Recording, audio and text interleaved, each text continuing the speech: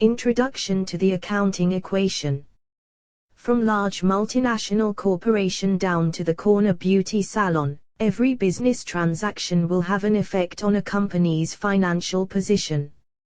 The financial position of a company is measured by the following items. 1. Assets, what it owns. 2. Liabilities, what it owes to others. 3. Owner's equity, the difference between assets and liabilities.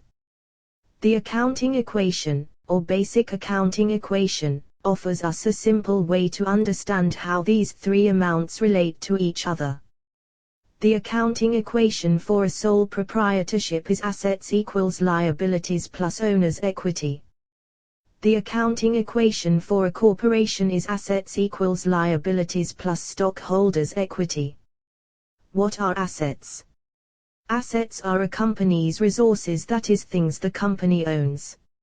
Examples of assets include cash, accounts receivable, inventory, prepaid insurance, investments, land, buildings, equipment, and goodwill.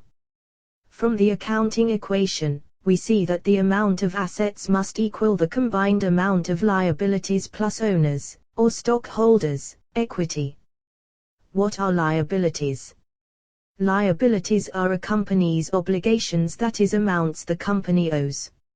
Examples of liabilities include notes or loans payable, accounts payable, salaries and wages payable, interest payable, and income taxes payable, if the company is a regular corporation. Liabilities can be viewed in two ways. 1. As claims by creditors against the company's assets, and 2. As sources, along with owners or stockholders' equity, of the company's assets. What is owner's equity or stockholders' equity? Owner's equity or stockholders' equity is the amount remaining after liabilities are deducted from assets.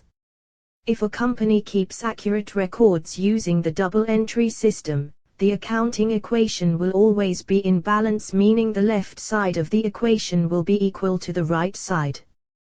The balance is maintained because every business transaction affects at least two of a company's accounts.